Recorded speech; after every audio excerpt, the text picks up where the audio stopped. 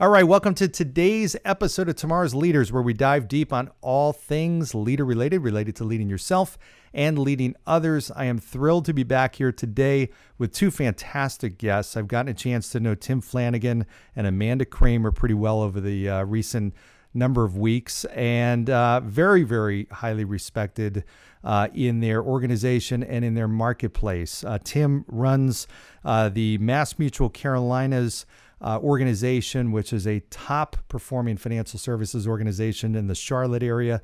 Amanda has been a key ingredient of that place over the last 10 years. I believe you said, right, Amanda? 10? Or did Yep, in industry 10 years and been with Tim 5 years. of those. Okay. Well, Yeah, welcome to you both. Thank you for joining me today as guests. that's awesome. Thanks for having us. Thanks for having us, John. It's good to be with you. Absolutely. Likewise. So many things I'd love to talk about and just pick your brain on, because both of you have had a lot of success in an industry that's very tough, as you know firsthand for sure. And it's all about leadership. I think about financial advisors leading their clients and your roles in helping to lead an organization that helps advisors do that effectively. And Tim, maybe I'll start with you, because I know your background. You've over the last 18 years been commanding that ship, so to speak, and leading that organization to continued greatness, and even above and beyond where it was when you started there, of course. Tell us a little bit about your experience. I know it's a big question, but what do you think has been some of the keys to your success in leading an organization like that over the course of the almost 2 decades that you've been there?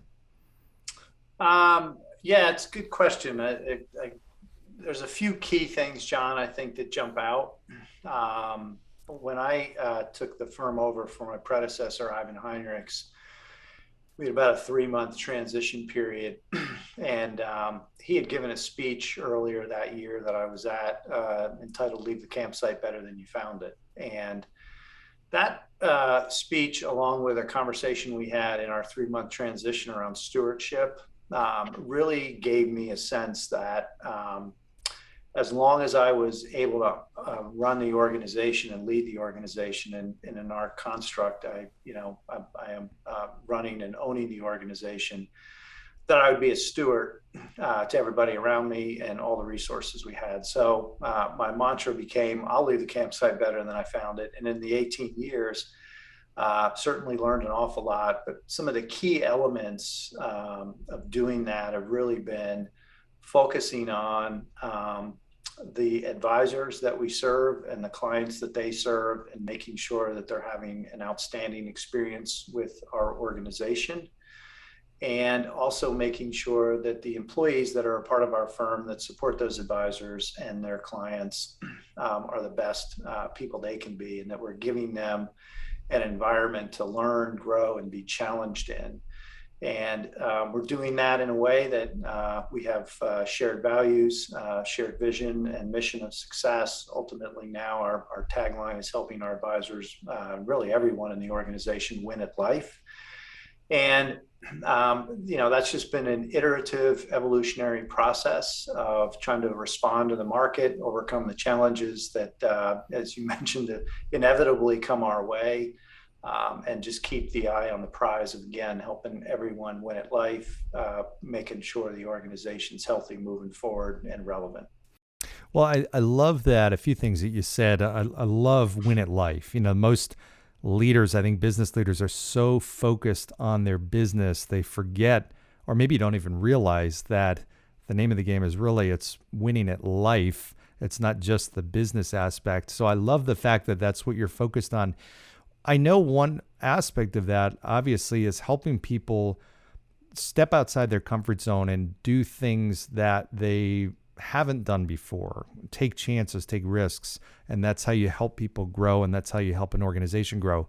At the same time, I know a lot of leaders struggle with that, of how to get people, how to help their people in their organization do that. How do you? What are your thoughts on how you've done it, or how other leaders that you've seen have done it extremely well? Well, I think this is a classic example, John, of leading by example. Putting yourself in situations where you're vulnerable, going to be uncomfortable. Putting yourself in situations, where you can be authentic and, share with people what you've learned, whether it's from a success or a failure.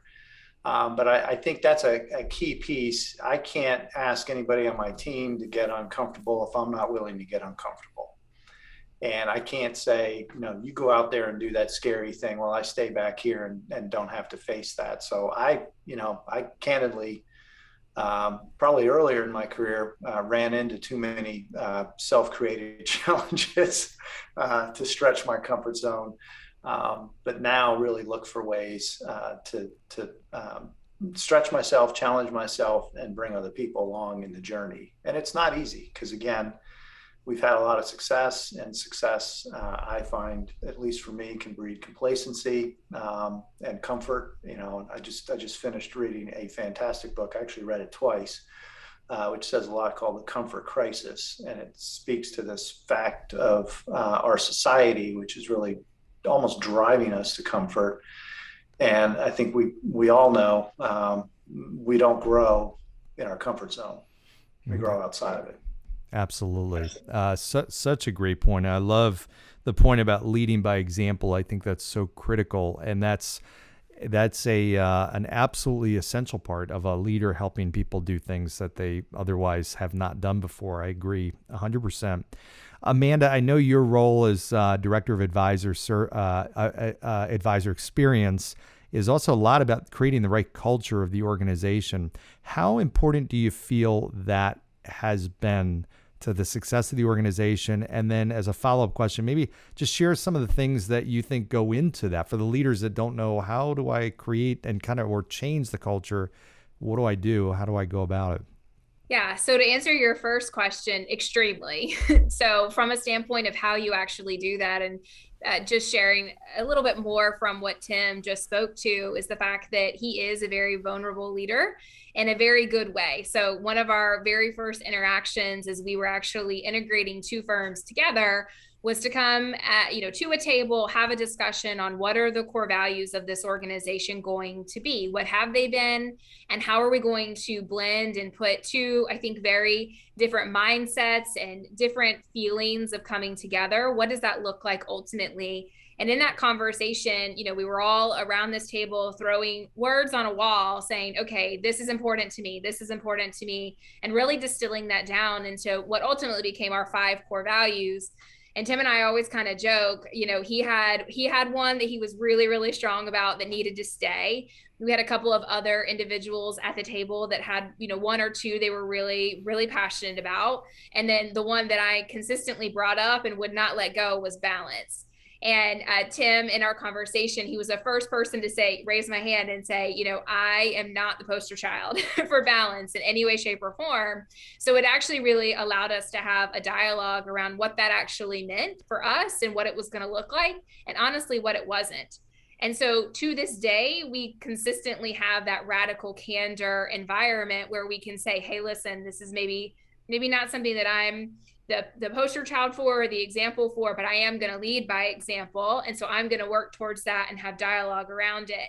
And so when I think about the importance of culture and how you build it, it's really all in the shared experiences. And I'm a huge proponent of that. And if you have an opportunity to listen to Tim and I actually have a podcast called Winning Through Culture, we talk a lot about the shared experiences that we're developing and then driving in the organization, because ultimately we want to make sure that it's not just in a business realm, but that we are focused on the complete person.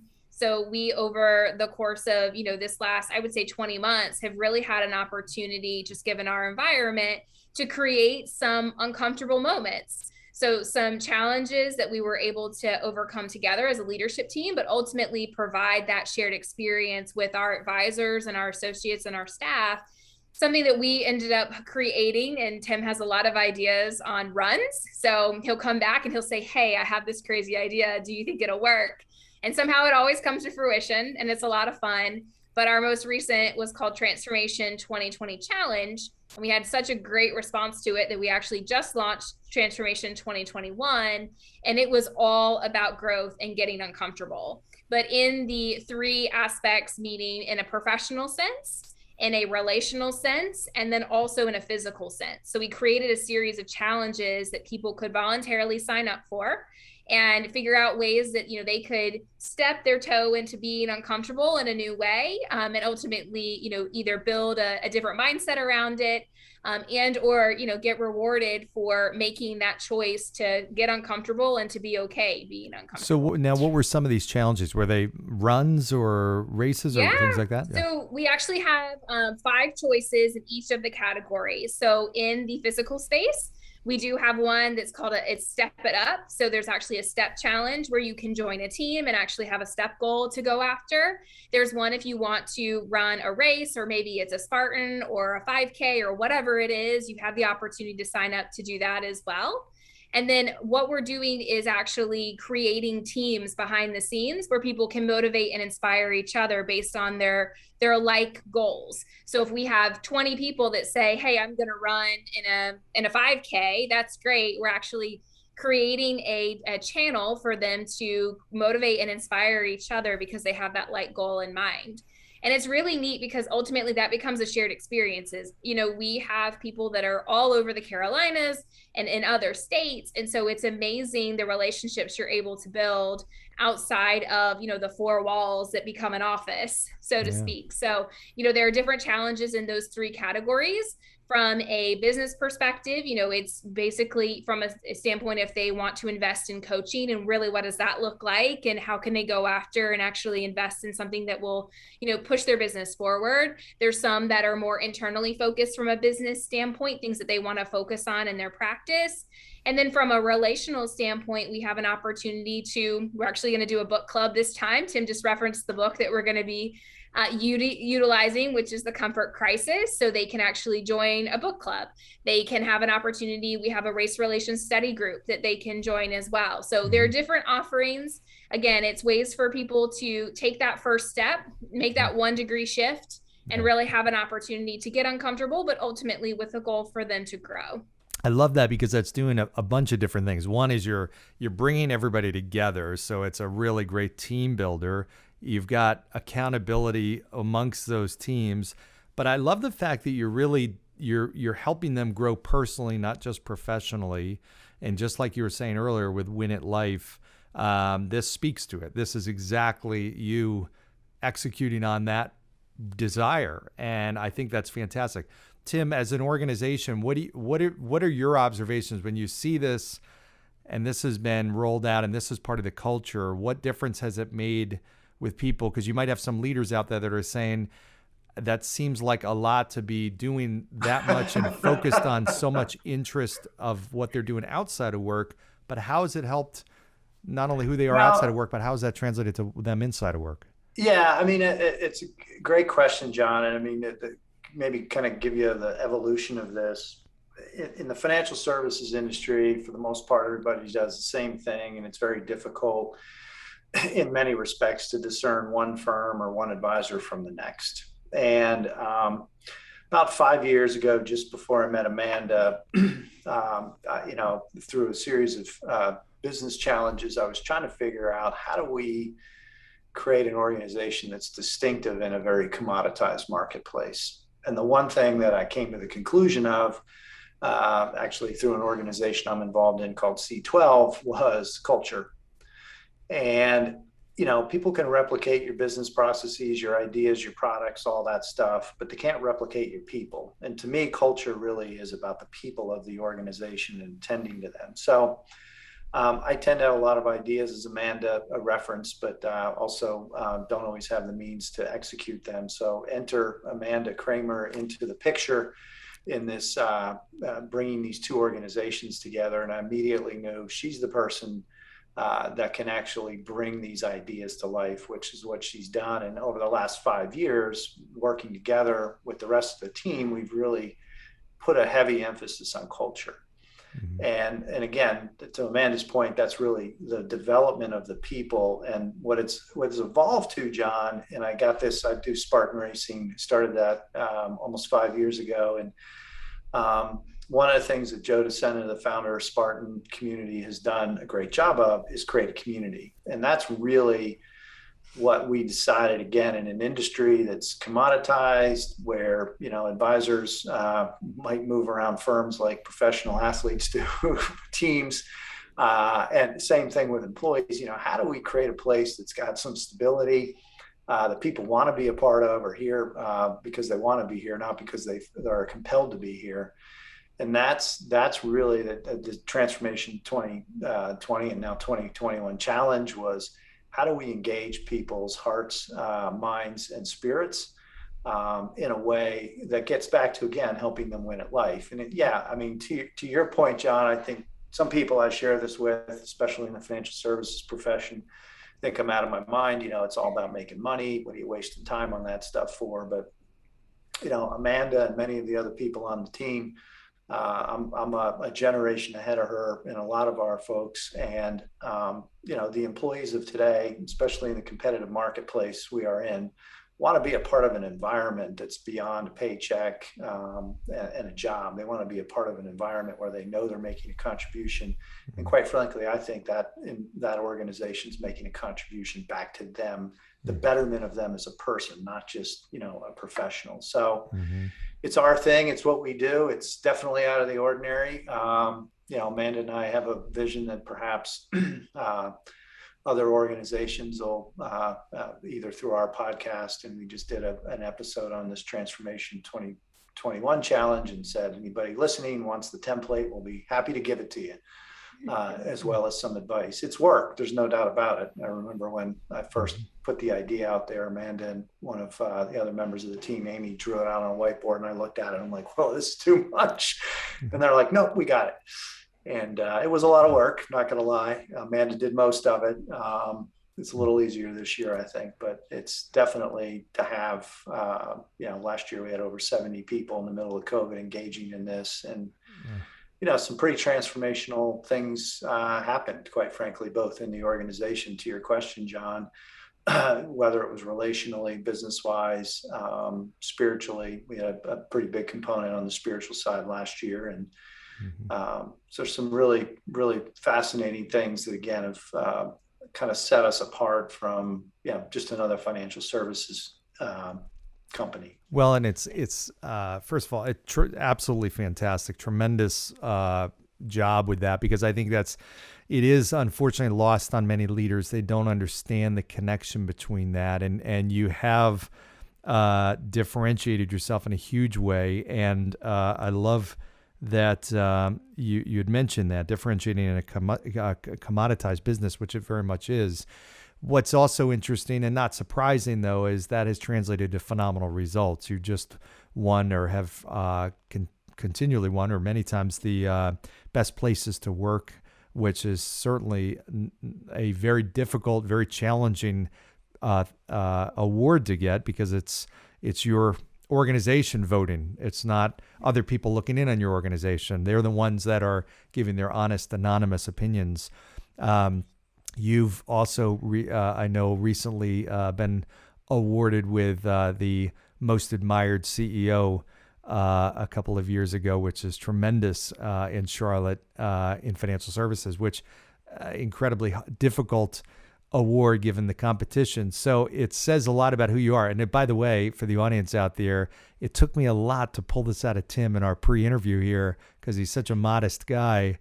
We had to dig it out of him, but I love that. And congrats. First of all, let me just pause and say congrats on all that you've accomplished. That's tremendous. Thank you.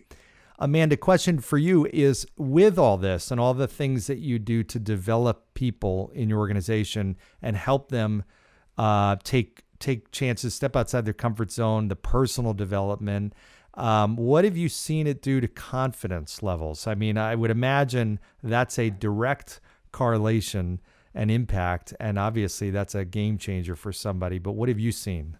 Yeah, no, that's a really great question. It's interesting that you bring that up, because I was actually just reading an article, somebody that is from my former life, and she was kind of talking about this from a standpoint of just, how you make decisions. And if maybe at one point in your life you feel a little overwhelmed in one arena or the other, you're not alone.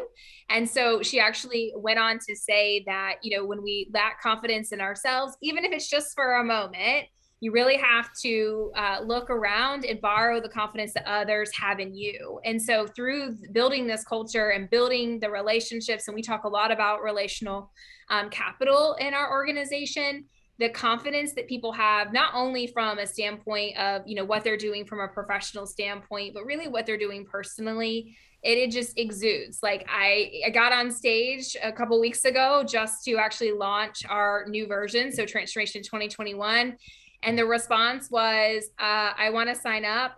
Why has it taken you so long to get it together? I've been wanting to do this. I already have all these goals, and now I have to pick, we actually asked them again to make a 1-degree shift. So say, hey, pick one thing in each category and really go after it. And they're like, I want to do all of the challenges, which is just great. That's the response that we've gotten. But really from a confidence standpoint, the amount of people that have come up to me and up to Tim and said, hey, I lost 20 pounds because I signed up and got outside this comfort zone. Or, now I'm so much more comfortable on the phone doing X, Y, and Z because I signed up for this study group that you offered. It is just overwhelming. And it's such a good way to have people say, I have the confidence in myself now to do this. And then too, if they need to lean on somebody, I'm here. I absolutely let them borrow the confidence that I have in them at any point throughout the year. Wow. That's amazing. I love that. And I know organizations, a very common challenge or issue, and something I get asked about a lot, is how to keep and retain their top people. And it's interesting because this really speaks to it. I mean, I've always talked about this 3 things that top people need in order to want to stay. They need to feel like they're growing. They need to feel like they're making an impact, and the biggest impact they feel they can make. And they also need to feel valued, and they need to feel important. And that really hits on everything. That's helping them grow. That's not just business-wise, but personally. It's helping them also make a bigger impact in their own life and grow confidence and increase that, which helps make impact in other people's life. And of course, makes them feel valued and important, being part of an organization that cares about them like that, like you do. So tremendous job. I mean, that's outstanding. What do you think? And this is really to either one of you or both of you. When you see, and maybe step outside of your organization and just look outside and maybe some of the other organizations and even other industries, what do you see as some of the things that make you want to jump in and say, oh, you got to do that differently? You see some mistakes that other organizations are making that are fixable, that are maybe even some of the easy ones, but that you see them made a lot. What are some of the things that come to mind? I'll hop in first. So from a standpoint, I shared earlier about shared experiences, but more so from a standpoint of getting feedback on those experiences. A lot of people will do, as we do, family baseball night and, getting people together to celebrate on an annual basis. Maybe it's an award celebration or whatever that might look like. But I think the one thing that a lot of leaders and organizations miss out on is really hearing the feedback that people have to say after those events take place. Because ultimately there's somebody that's putting it together and there's a lot of work that goes into it. And that person, really, wants to make it the best experience they possibly can, but they honestly cannot change a single thing if they don't actually hear what the individuals that attended felt like, or that, maybe even if it was a family event, how their family felt about it.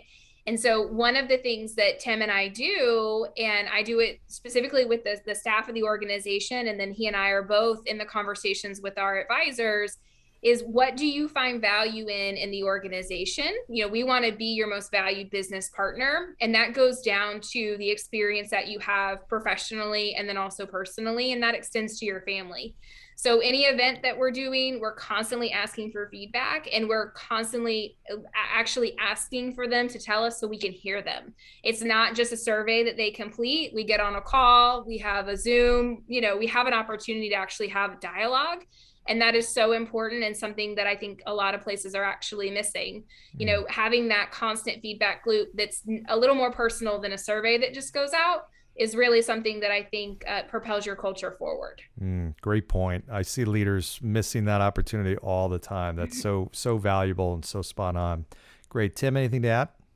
Yeah, I mean, I would. I think, you've spoken about this in your previous podcasts and your speaking engagements, but, trust is the currency that makes things happen. And I think what I see is missing a lot of times is a combination of authenticity and transparency. I mean, people in our society today, I think, want to know the truth, not the social media version or the slanted news version, but they want to be able to see transparently what's really going on, and not, I see leaders dodge difficult issues or try and, either ignore them or explain them away when everyone is sitting there looking at it saying, obviously, that's not the truth or not reality, even more so than the truth. You can argue the truth, but you can't argue reality. And that, that's backed by a measure of authenticity. And I think in the absence of those two things, you see organizations kind of shoot themselves in the foot and get in their own way. Yeah, that's a great point as well. And you certainly do see that, not just in organizational leaders, business leaders, but you see it all across every type of leader, from political to individuals, to parents, to coaches, to everybody. And that's a universally applicable concept for sure. Excellent. I've loved this opportunity to talk with both of you. The time has flown here, and I'm wishing we had a lot more time, because there's a lot more I'd love to ask you. So we might have to do a part 2. But let me just finish with giving each of you the opportunity. You've got a wide audience that listens to this show, all different types of leaders, from mid-level to senior CEOs, business leaders. You've got people who are not formal leaders, but just want to lead their lives better. What parting words of wisdom would you have for them? And I'd love to hear from both of you on this. Sure. Amanda, would you like to go first? Or I'll let you go first this time. Okay. That's a wide topic, John. I think it comes down to a couple of things. One is, develop a high level of self-awareness, so you are clear on who you are and how you show up around the people, that are around you. So that's the first one. I'd say the second one is, I have to say, I'm just a guy that had a few ideas that happens to be surrounded by an amazing group of people. And I don't know anyone that's succeeded on their own, independent of being a part of a team and having a great group of people. So I'd say the second one is, pay attention to who's on your team, whether you intentionally or unintentionally form that. I was mentoring somebody recently, and they kind of were sharing with me some of the people they had in their life. And I ended up being very directive in my mentoring comments, saying, respectfully, if you want to be the person you say you want to be, you're not going to be that person hanging out with the people you're hanging out with. So, but in a business setting, certainly, pay attention to who's on your team and really cultivate that. And then third, as you look at who's on your team, look for opportunities to help people grow, understand who they are, what their strengths are, their desires, their aspirations, and find ways to help them achieve that in the context of the business, so that they can continually be challenged and growing, and know that you genuinely care about their well-being, something you've said before as well. That's, I think, critical. And I think it's even more critical in today's day and age. I mean, we're kind of in crazy times, at least from my vantage point right now. Yeah. And giving some people some stability and some focus on their overall well-being, I think, is super important. So those are my top 3 things. I love it. Excellent. Great advice. Thanks. Amanda? Thanks. Yeah, absolutely. I would just add 2 things. So, you actually said this earlier in a conversation, but talking about your attraction value. And I think it's really important that as a leader, you figure out who you are and don't try to be anything other than that. Really, lean into what your unique gifts are. And Tim mentioned about, who is the team that you have built around you. Every single person needs to bring something unique to the table. And it's the blending of that. And it's that shared experience to where the magic really comes to life, especially, from being a leader of an organization and building a culture. And ultimately what we're trying to do, right, is to build that community that is values-based. And I think honestly, second piece that I would add to that is the opportunity to honestly lead with your heart. So there is, we're all human at the end of the day. Everyone is carrying baggage that maybe you know about or don't know about. So in your interactions with those that are around you, or whether it's a client or an associate or a prospect or whoever it might be, really making sure that, again, you have that self-awareness, but that you are leading first with your heart. And then ultimately the results and the money and all those fun things will come as long as you have that mutual respect and are able to build trust with the individuals that you have in your circle. Absolutely. Well, I'll tell you, honestly, this has been fantastic. I've loved the conversation we've had. I know this is going to be a very popular, probably replayed episode because there's so many good nuggets, great leadership lessons for people in this. So I greatly appreciate Tim and Amanda. Thank you for joining me today. It's been a lot of fun. Yeah, thank you for the opportunity. Yeah, absolutely, John. Really appreciate the opportunity. Enjoy getting to know you. Yeah, absolutely. Excellent. And thanks for joining, everybody. We've been here with Tim Flanagan and Amanda Kramer. Tim, the president and CEO of MassMutual Carolinas, and Amanda, the director of advisor experience, two very impactful leaders who have built a fantastic organization, award-winning organization. If you like today's show, of course, go down below, give 5-star review, and give a thumbs up, share. I always appreciate your comments and suggestions for future guests and also topics. For now, thanks for joining. I look forward to seeing you next time. Thanks, everybody.